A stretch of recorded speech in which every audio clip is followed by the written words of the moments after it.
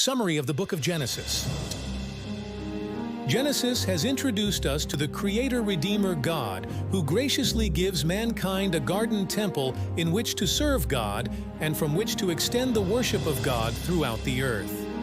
In Adam, all mankind rebels against God and is banished from the temple garden.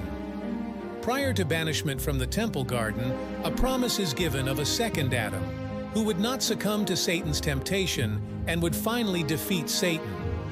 After the progression of sin and rebellion, mankind and the earth are eventually judged by God in a worldwide flood.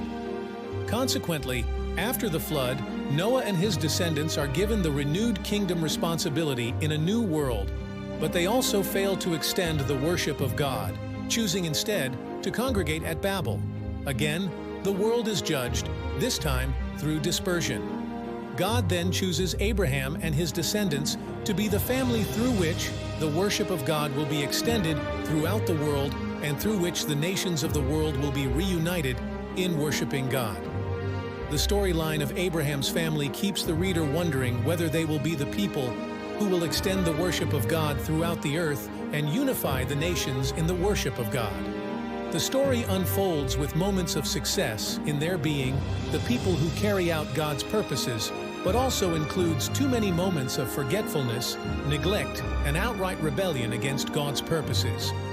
As we read Genesis through eyes and hearts illumined by New Testament revelation, we understand that the successes and failures of the descendants of Abraham provoke us to anticipate the one whom God promised would ultimately defeat Satan and not only succeed where Adam had failed, but would triumph more gloriously over sin and death.